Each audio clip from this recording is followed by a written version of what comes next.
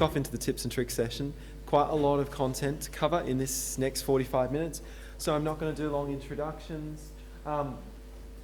We've got two screens. We're going to stop using this screen for the deck in about 10 seconds time, and the tips and tricks as we move through are going to pop up on this screen, okay?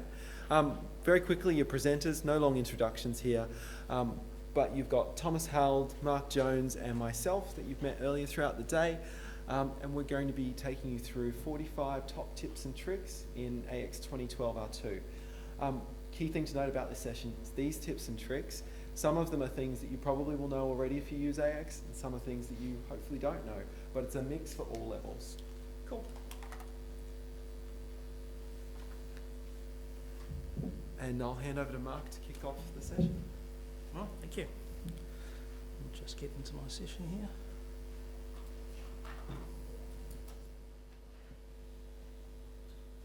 That's not it.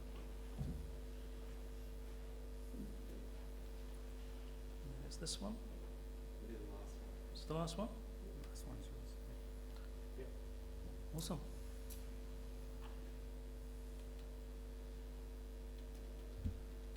Just get that running. And that sized out. Good. Okay, 45 in 45. I'm going to have to move at a pace because there is a lot to get through. So first thing we're going to be doing today is highlighting sending approvals by email. And we can do that by, if I just go to my home page.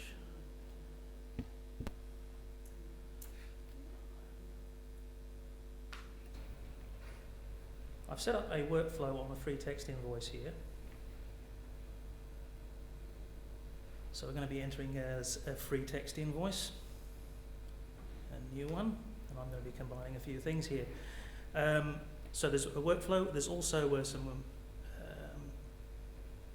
keyboard shortcuts that we're going to be doing. I could just use one, Control N is one of the most common ones.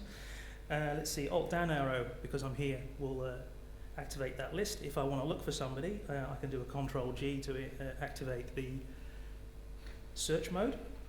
Let's see, if I tab to the right and do Control up arrow, that puts me into the search part of the things. I want to look for, I believe it's Shrike. Let's have a look. They're no longer there. Shutu, that'll do me. Right, so I hardly touched the keyboard there. There are obviously a lot more very useful keyboard shortcuts. The most important of which I always tell my clients is F1. Everybody know what that one is? Help. Very good. Second most important one is Escape, which is the Control Z, or Oops key. So invoice line here. Let's just put in a main account for star, for other revenues.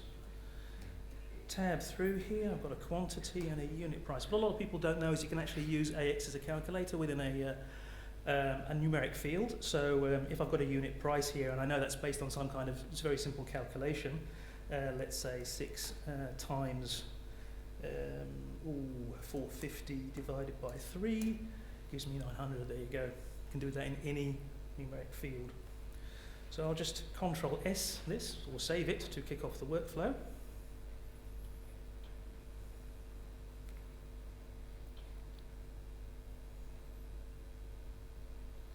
Set to kick off the workflow, which it is no longer doing.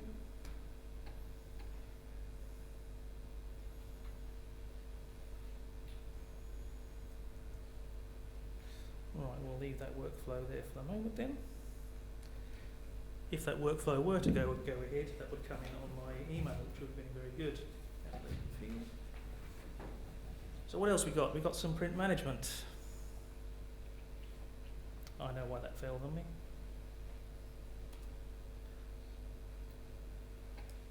I should be in another company.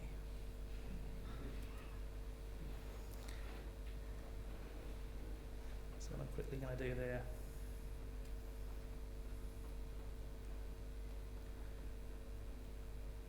Is do exactly the same, but at a faster pace.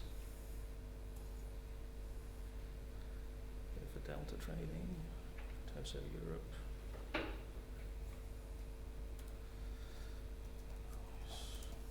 Nine. Sales tax. Other revenues and 750. There we go. There's my workflow. Submit the workflow. Please approve. Going to submit that. Now that's going to go through the magic of the interweb through to Singapore. Hopefully my phone will ring in a moment. I'll put it on loud so it will buzz and it will vibrate, so we'll be able to hear that. It's either the email from this or from some Nigerian royalty, which I'm expecting another. Yep. So let's go to the next part of the demo while that comes through. Print management. Now what you can do with print management, I've got a little example here. I've got a picking list and I've set up conditional printing for the pick list. So what I've done is created a condition for each particular site and warehouse. The pick list will come out in a different on a different printer, because usually the printers are located in different places. This is a very, very simple way of doing things. You can also make it conditional, let's say, on an invoice. Invoices above $100,000 only come out on the printer of the CFO, for example. That's another tip. Moving swiftly on. Let's have a look at budgets. AX now has what they call, we all know that AX has an add-on or an add-in for the Excel. This allows me to enter my budgets into Excel and upload them into AX. Now, normally that would be a fairly linear flat structure with the matrix field that allows me to actually put periods in, horizontally, as it were, within the Excel spreadsheet, which is a more normal way of dealing with that particular type of data. So we see here I've got 3 budgets. Here I've got one here with 165 across all the different periods. Just to show that I'm not telling porkies, I'm just going to open up the current budget register entry. And we can see here that for this particular budget, you can see at the bottom here, the first 3 periods are 165. So going back to Excel here.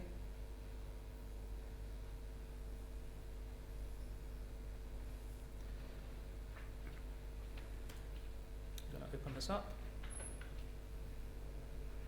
That's that 165. I'm just going to put in a couple of different numbers here. 200. I'm going to hit my AX button here. I'm going to say publish selected. And that's going to push that information into AX for me. Awesome.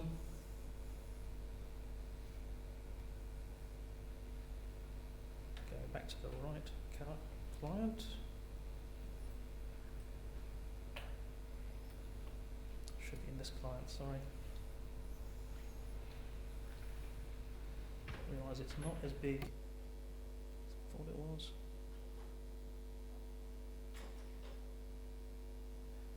So I should now be able to just refresh AX.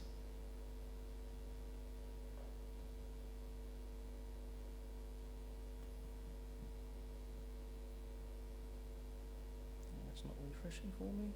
Let me try that again. 200.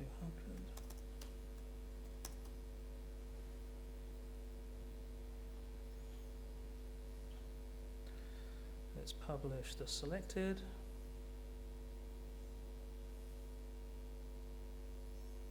Much better. There we go. First 3 are now changed.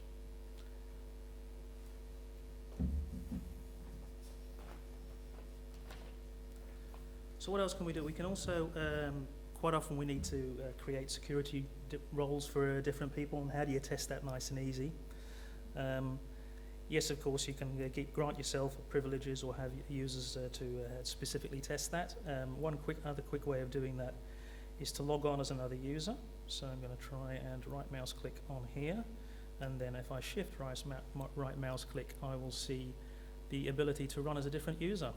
So now I'm going to step into Lisa's shoes, not that I do that often, and pass netword.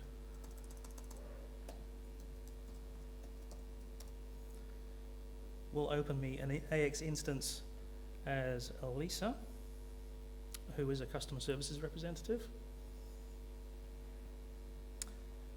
I can see here my name is Lisa. And so what I'm going to do here is talk a little bit about case management. Anybody use case management here? No. It's quite a nice little framework that we can use. So in the context of a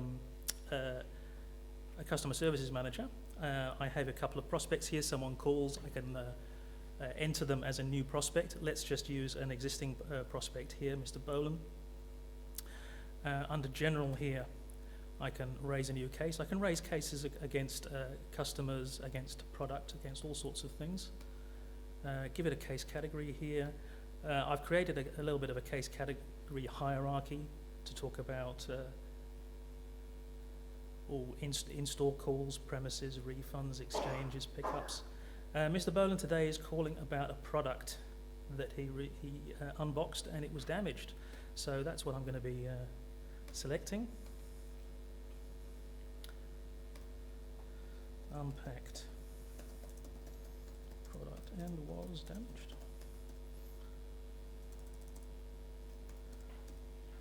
I'll give it a normal priority.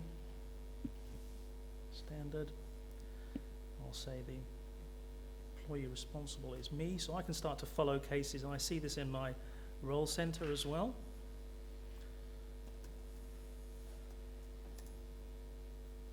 Lisa.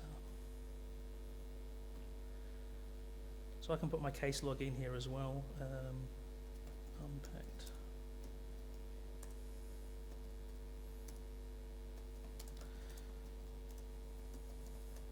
Faulty. So if I create that case, I can see here also that by choosing that particular option, what I get here is a particular process that I've associated with that case. This allows me to have a sort of checklist to tick off particular activities, items that I need to be able to do in order to do this process. It allows us then to have a very consistent way of doing things that you've gone through the due diligence and the due process therein. So I've got this case log. Every time I add to this,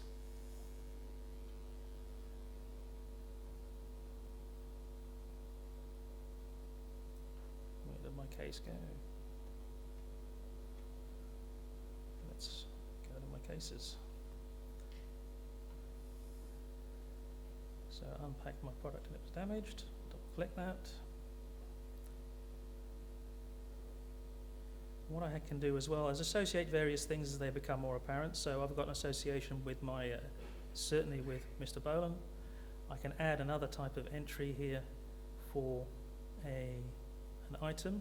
So the product that he unpacked was damaged, so I can relate it to that product, which was an inner tube patch.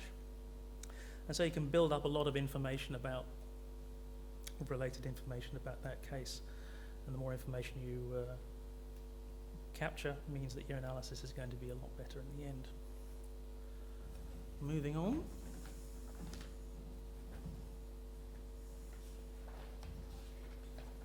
Cool. Let's move on to some product hierarchies. Now, product hierarchies we might already know from procurement, which you guys have probably already used.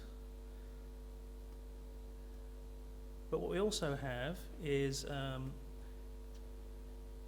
in the retail module, and there's no reason why you can't use these things. Let's just go to my home page. That's where I kept my link. I go to my release product by category. I can see that by using this category hierarchy, it'll actually filter my products. I'm still in USMF. I need to be in retail.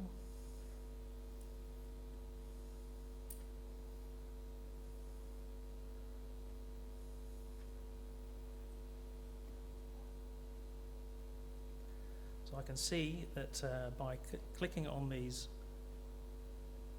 hierarchies, it will actually start to filter my products. And I can use this. There's a similar type of screen in the sales order screen. When I add product, I can actually browse product by category, which allows me to enter that reasonably quickly. There's a couple of other really nice features about hierarchies. If I go to my retail product group hierarchy, what I can do here, this is where I define them. So if I go to a DD13, I can actually define some attributes here. So these are default attributes that when I create a product and I associate a category with it, these will default in. So I can default in my tracking dimensions here, my basic product properties also, such as for this particular legal entity, and do it per legal entity obviously, USRT. I can see that I can put the default purchase units in, the default site, the replenishment warehouse, the item groups, and when I create a group, it will automatically default these in. A very interesting side effect of that in the retail is update products as well. So if I choose everything in DD13, just choose that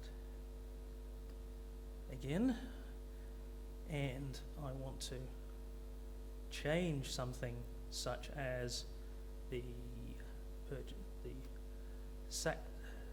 sales tax group, and I say update products here. This then allows me to do a form of mass update.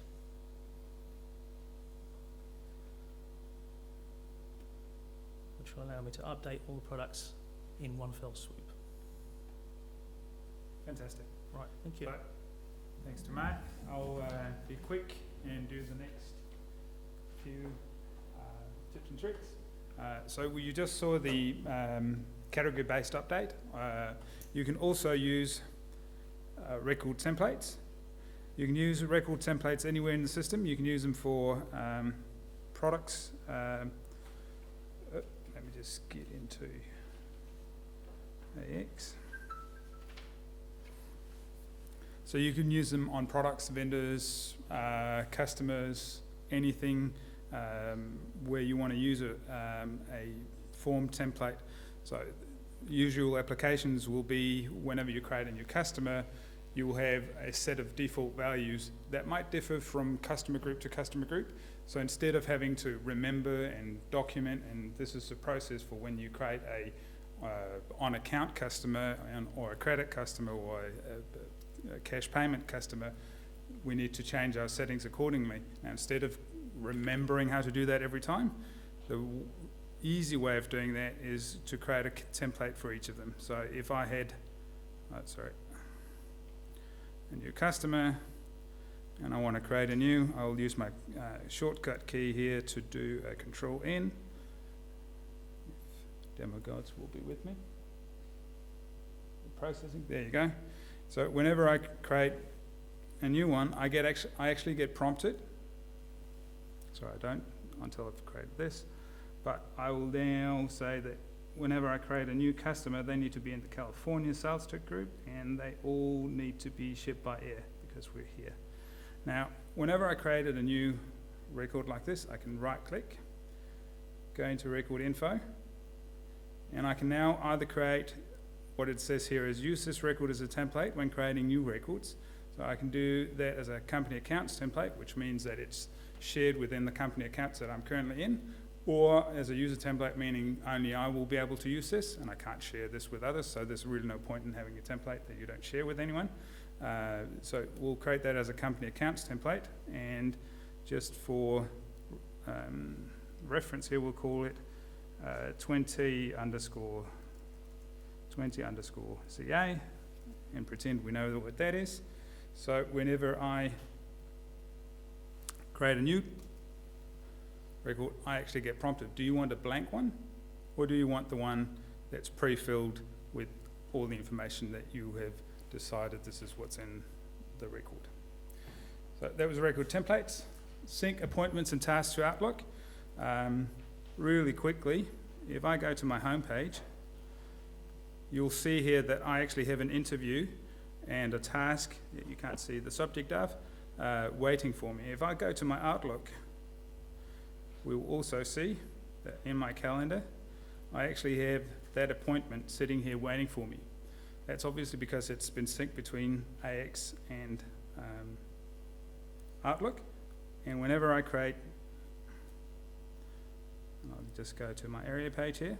So whenever I create any activities here, whether they be meetings, appointments, tasks, I actually can sync that directly into Outlook, and I can, so just for the proof of that, I'll just create a new task here that says check with Darren on ABC accounts. And once I've done that, and I'll control save, actually when I then go, you'll see down here at the bottom I have some settings here for synchronization. I'll keep that synchronized. I'll just tick on, and you can tick that on and off. I can also set my time dates or my due dates, and I'll set that for tomorrow and save that again. And when I then run synchronization in the background, because I do that on occasion, so when I've done that, it will actually appear in my Outlook. You also get a nice little status bar info box saying that you synchronized it. So when I open my inbox here and look at my tasks, hopefully here I'll have something checked with Darren on ABC accounts for tomorrow. Sorry. Task Recorder Plus. How many of you were present this morning when Doug showed you Task Recorder? Most of you.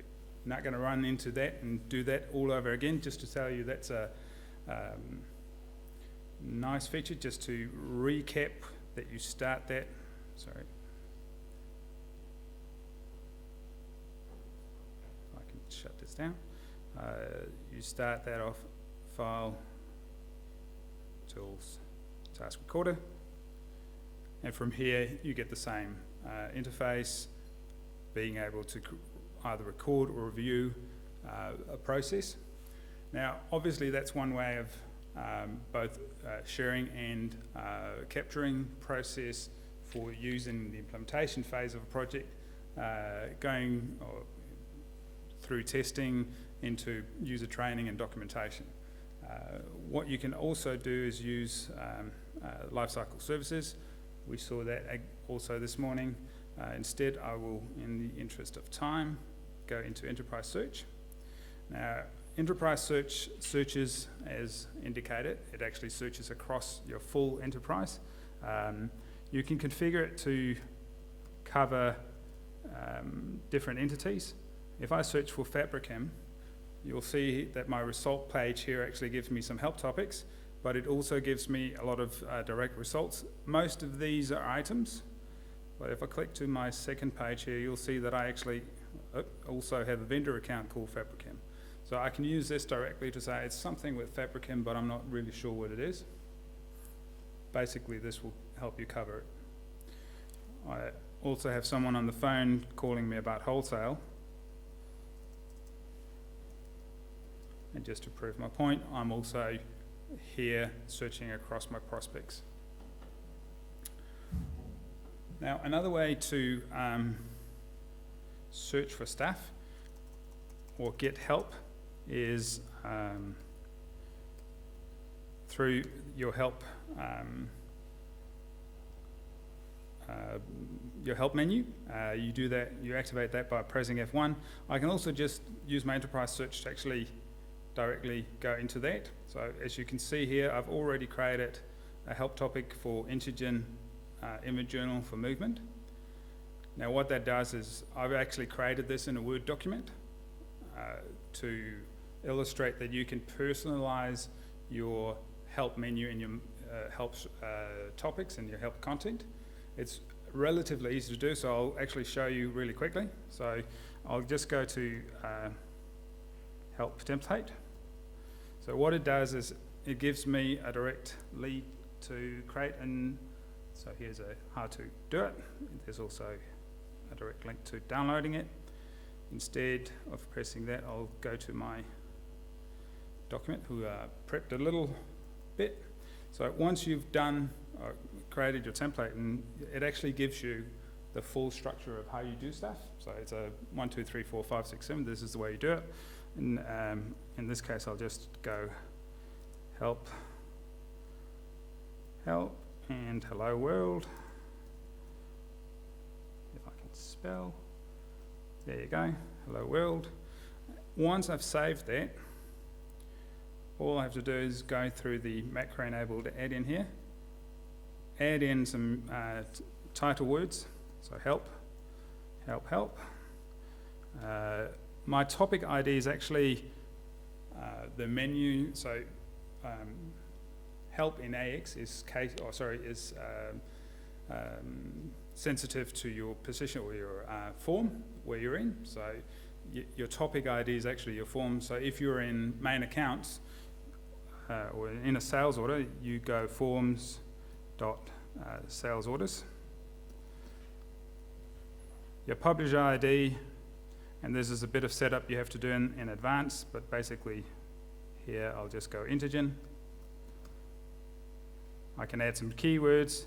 I can save it as an HTML file, which I need to do because I want to publish this. So basically that's all I need to do. If I go to my browser here and look at documents, I now have my help session on help. You see I'll have two nice little documents here. And when I take those and publish them to my web server, they get populated to my help menu as well.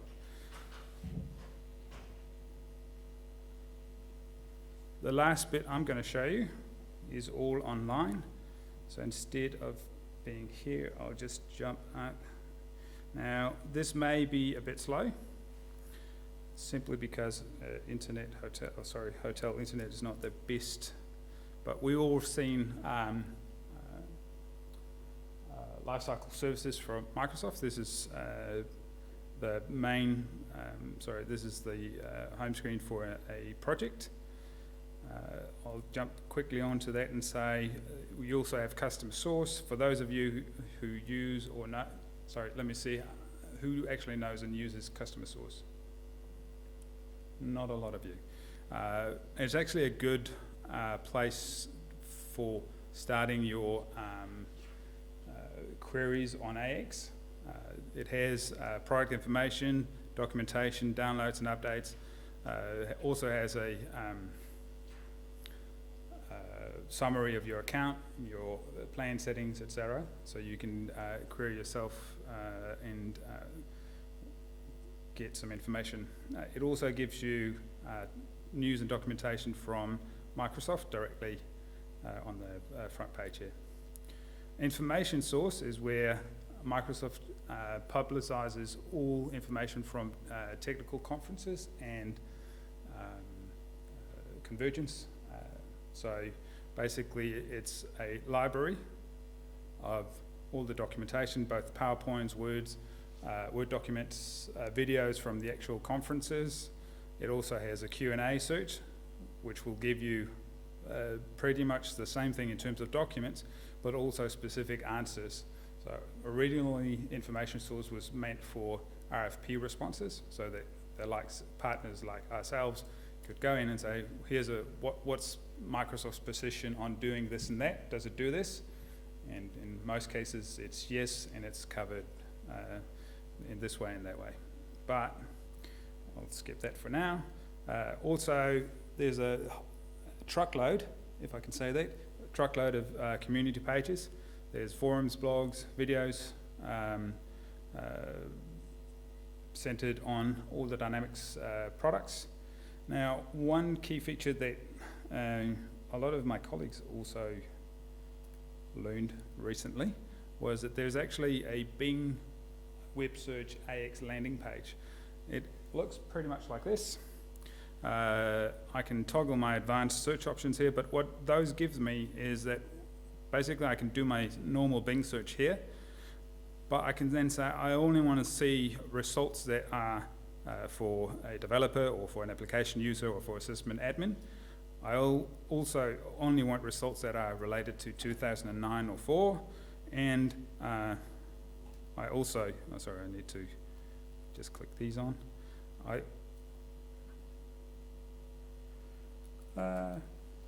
can also say which module I want to limit my search to, or my results to, and I can also say I only want to look at blogs, code samples, etc. And basically what it does is it gives you a summary of results, like any Bing search. Now, the last thing I'm going to show you here is the ARD. So that landing page also has a direct link to AXERDs, or entity relationship diagrams. It gives you in table format all the ERD module table relationships, and for some of them you even get a graphical overview like this. And with that, I'll hand over to Doug, who will take you through the next. Okay, so we're going to have to move at 1,000,000 miles an hour because we've got 28 tips and tricks to cover in 15 minutes, which is going to be a challenge. So let's make a start. I want to start with something called OData. Does anyone here do ad hoc querying of AX? Yeah, all the time? Cool. So if you do ad hoc querying of AX, this is something you need to know about. Basically what it is it's a way to get access to the data in the database without having to go directly through SQL, but you can pull it into Excel to do ad hoc modeling. We do this using something called Power Pivot. I was going to show you how to set this up. We don't have time, so we're going to run straight to the end game, which is I go into Power Pivot, I say I want to get an OData feed, I put in the address of that OData feed. I'm going to publish on the blog how you do this later, so there will be details. Another top tip, you need to put the IP address in for this URL, not the host name. It won't work if you do. Once I do this, if I go next, I've got a whole lot of entities I've chosen to expose, or queries from AX that I'm exposing through OData. It's using a services framework, which means standard AX security applies to all the data I'm trying to pull out. I'm going to pick customer invoice lines. And when I do that, I'll just hit finish. It's going to go and pull that data into Excel now. So while I'm waiting for it to do that, I'm just going to drill back to actually a folder on my desktop. I created a link here earlier to a bin folder, and it's disappeared from my screen here. So by default, you can only pull 1,000 records out using OData, but you can fix that. You go to this directory, again I'll publish the details on the blog, you jump into this config file, and you have OData query page size.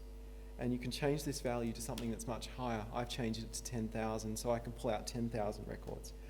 Okay, once I get my data in via OData, you can see I've pulled in 621 invoice lines. This was filtered to invoices posted for 2 products during 2012. I've got that data sitting here, and I can start modeling it with other tables from the system. I'm not going to do that. I'm just going to create a quick pivot table to show you that I can now use this data I've pulled out of AX. So I create a pivot table and I start to build up my model. So I might want invoice amount, I might want to look at it by product, so I go and select item ID, and I'm building very quick ad hoc analysis. So that's our first 3 tips. Now moving quite quickly along. Data import export. There's a couple of ways we can do this with AX. I want to show you something called the data import export framework. It's highly flexible, and I've got a template that I basically defined here in Excel.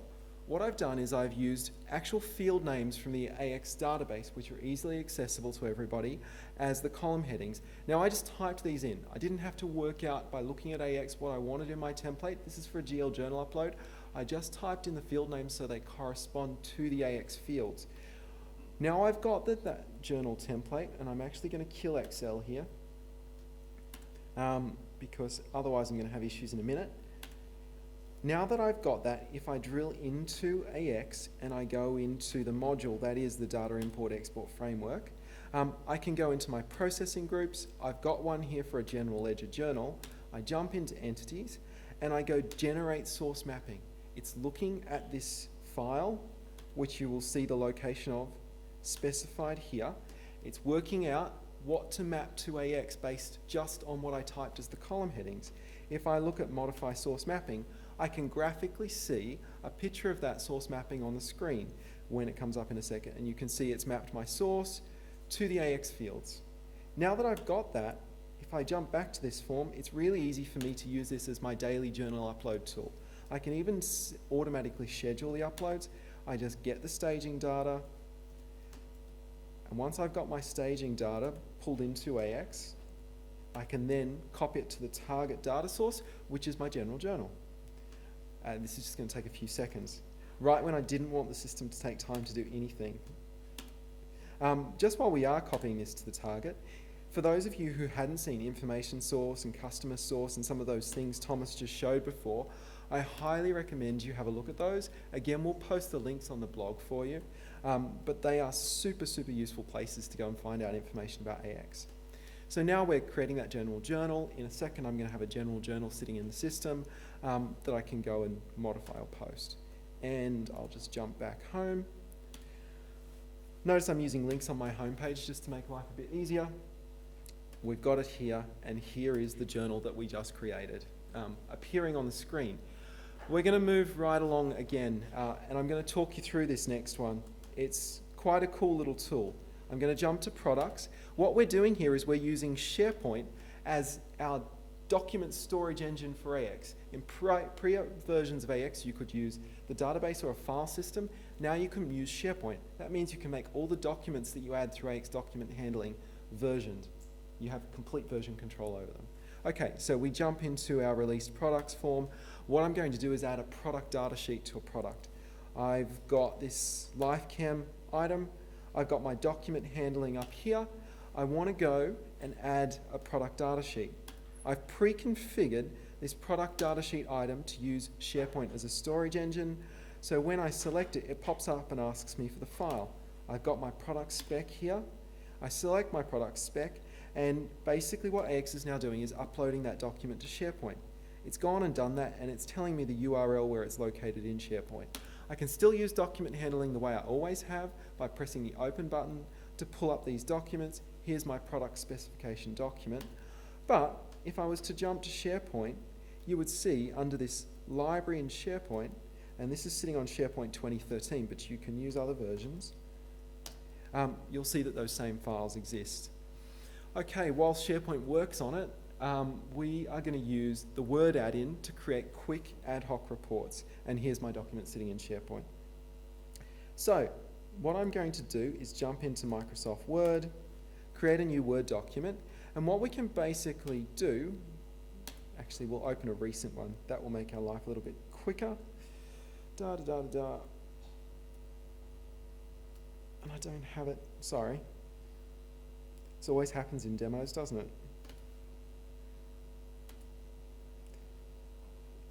C drive / demo files.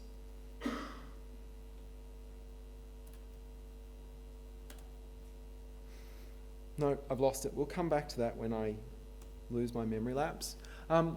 Something else we can do, we can create Word templates that auto-populate when we attach them to records. So I'm going to do a scenario with a customer credit increase application form. I've got a Word template that I've created. It's sitting here. If I go to my documents, you will see on the screen, I'm sorry I'm moving so fast, but under custom office templates, I've got this one for a customer credit application. And if I open up this document, what you'll see is this simple template. It would be great if I could pre-fill this based on customer data in AX, and I can do that. So if I look at insert, I've got these things called bookmarks, and I've created some. What I've done is clicked in a field and attached a bookmark to that field in this table that I've got in the Word document. By doing that and mapping it to the record in AX, when I now go to a customer in AX, which I will just do right now, oops, close all tabs. I have way too many screens open, evidently. So if I look at a customer in AX, let's say I had this customer and they decided Contoso Retail USA was applying for a credit limit increase. I jump in, I can see their current credit limit down here is 500,000. I jump into this area and I've created a document type for a credit application. I select that.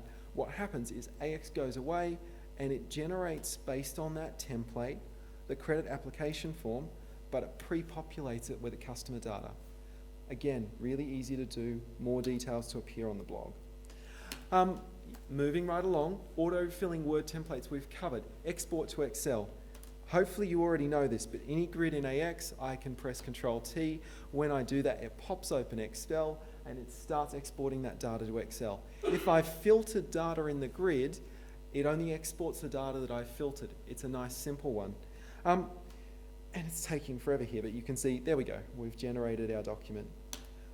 Now there's other things I can do. I can do a printed report from this too, so if I hit Control-P, I get the auto report function. If I press OK, and I could have gone modify and selected the columns I wanted to appear on this report, as well as totals and grouping, but when I press OK, AX goes away and generates an automatic report, an ad hoc report, based on the data in a customer's grid, and there it is there. Okay, nice and simple. Has everyone seen auto reports before? Yeah, no? Okay. So that's 31 tips. We've got a few to go. Automating security role assignment. You know what's a real pain in AX? You have to set up jobs, positions, and you've got to set up users, and you've got to set up workers, and then you've got to go and assign them to security roles. Wouldn't it be great if you knew someone was an accountant and they automatically got all the security settings related to an accountant role? We can actually do this. If I jump into security settings, under system administration, you'll see this thing called assign users to roles. When I pop this form open, I'm going to have a list of roles and the list of users that are assigned to that role. And there's this section at the top of the form, which is just taking a second to load.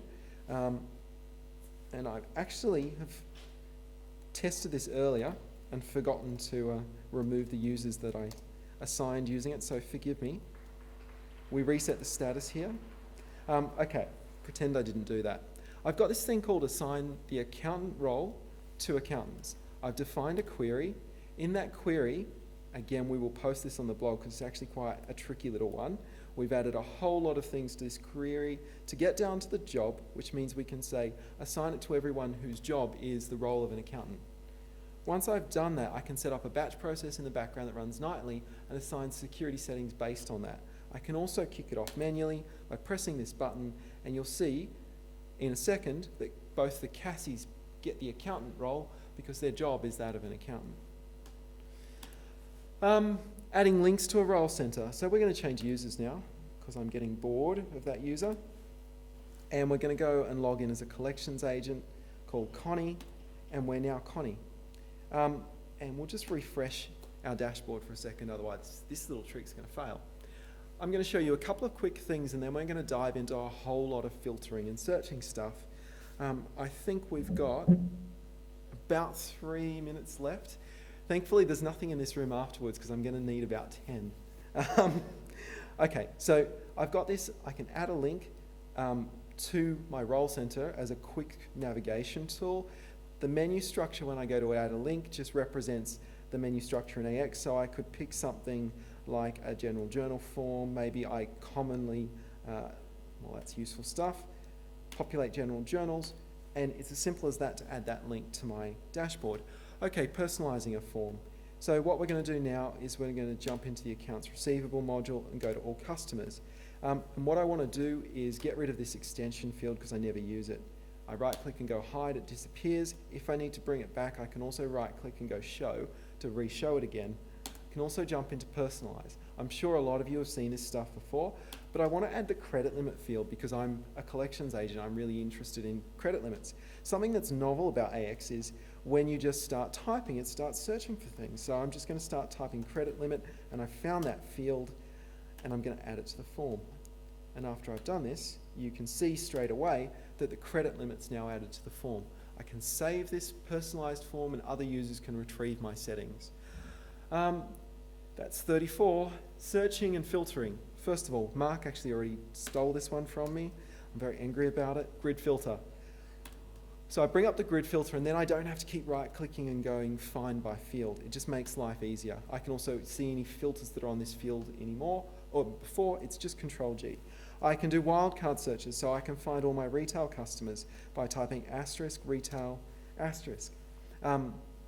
can do numeric filters, so I can say anyone with a high credit limit over 400,000, for example. But I can do some much cooler stuff with this. Let's clear this filter off, and let's dive into the advanced filtering. With advanced filtering, I can actually join other tables that aren't even part of this base query. So I'm going to join order lines because I want to know everyone that's placed an order for a certain product. And then once I've done that, and I'm going to actually combine two together here because we're running out of time.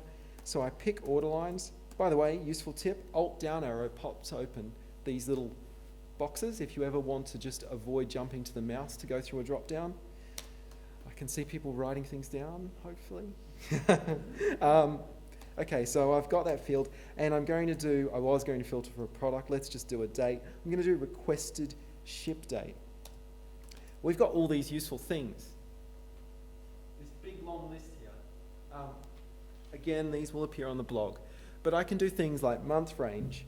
I do an opening bracket, I type in month range, and I'm just retyping it here, and then I put how many months ago and how many months forward. So I want to look at customers who have purchased something in the last 3 months.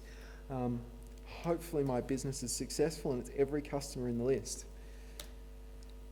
And it goes away and thinks, and not many people have been buying recently, it seems. So that's really useful. I can do the same thing with day range, year range. What's great about this is if I save this filter, every time I come back in, I don't have to go back and put a new date in it. It just dynamically updates. If I create batch jobs, I can have dynamic updating date ranges that update based on the current system date when I do that. Okay, so we've covered everything except the save as filter and save as queue. So I can go in here and I can go save as a filter. I can give it a name, ABC, because I'm running out of thinking space. And then whenever I come back into this form, I can go back to ABC. I can also save it as a queue.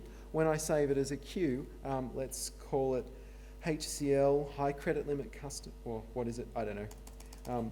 3 rolling. I really am running out of brain space. Okay, it's been a long day for everyone, I think. I'll just call it rolling 3 months. When I save that as a queue, it gets recorded straight away on my dashboard as something that I can always drill back into. We'll see it in a second. Before I do that, we're going to jump to the next slide, finishing up the last 4. What I want to do is talk to you about notifications. If you don't know about these, let's say I wanted a notification whenever anyone adjusted a credit limit beyond a certain value. I right-click on the credit limit field, say Create Alert Rule, and then I can create an alert rule like the credit limit has increased above a certain value, maybe increased above 800,000, for example. And then what I do is click OK, it creates that alert rule for me. Something's running in the background to process these things.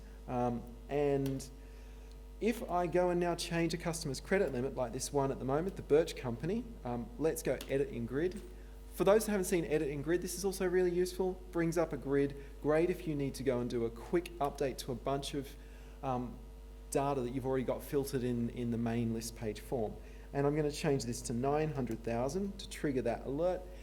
And here's another one of our top tips. Electronic signatures. You can set these up on any field in AX, like for example approving a BOM or a route, and they're the equivalent of someone signing a paper document. So I can enter a reason, like it's a credit limit adjustment, reviewed credit terms, put a description in, it's recorded against me, and instead of having a signature with a pen, I've got a password. These things are actually legally binding. You can put a message in about them being legally binding, which is this notice here, but you do have to get them passed by any internal compliance that you have to set up. That's the biggest cost with implementing electronic signatures. You can use them just for general checking if you want. So I've gone and done that. That alert's going to get triggered in a minute. Let's go and have a look at the queue we created a second ago, and then let's do the very last thing on our list, which I think is kind of cool. Hopefully you agree. And yes, you will be able to go in 4 minutes, I promise. So whilst my homepage refreshes, you're just going to see this rolling 3-month queue appear down here in any second now, I promise. And there it is, somewhere. There's my rolling 3 months. I know I've got 4 customers that have bought in the last 3 months, and I can always drill back to that pre-filtered list. It dynamically updates based on current data in the system every time my homepage refreshes, and I can schedule that. Last thing, analyze data. You'll find this on a bunch of forms in AX from R2 moving forward. If I hit Analyze Data, it's going to pop open PowerView, which is running on SharePoint, attached to the AX cubes. In this case, it's a customer transactions cube. I'm going to give you a really cool view of your open customer balance by city, plotted on a Bing map. It's not going to take me more than 2 minutes, I promise. Here's my notifications coming up to say that I created that I adjusted that credit limit above a certain value. Sorry, this is just going to take a second to load. And the last thing we're going to do is we're going to take this very quick ad hoc visualization and attach it to our dashboard. So I've got it here. First thing I want to do, I want to set up a quick bit of filtering. I can look at every company in AX. I don't want to look at every company in AX. I'm only looking at USMF. So I pick companies, I pick this company here, and I choose to go and filter on that data by going down and selecting USMF. Next thing, I want to put some data on there about the customer. So I said we're plotting open customer balances by city to get our exposure by city. So I pick city just by ticking it. It appears over here. That's great. That's really useful.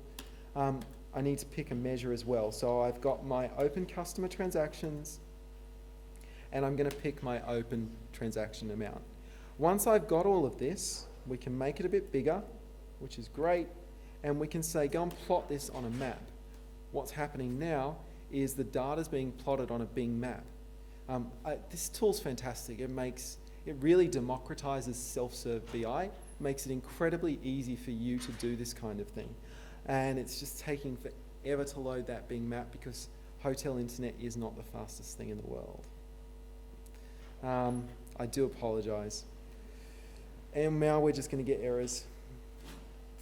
Unfortunately, that might be the end of tips and tricks because it looks like we're just going to get errors due to the hotel internet. I hope there were some useful things in there. Show of hands, did you learn something out of this tips and tricks session that you didn't know about? Okay, great. Like I said, they will go on the blog. You will be able to find out about these. I promise everything we've just shown will be available on the blog within the next 45 days. It won't be a post a day, and it won't be one post, but over the next 45 days, we'll put everything up on the blog. Thank you very much.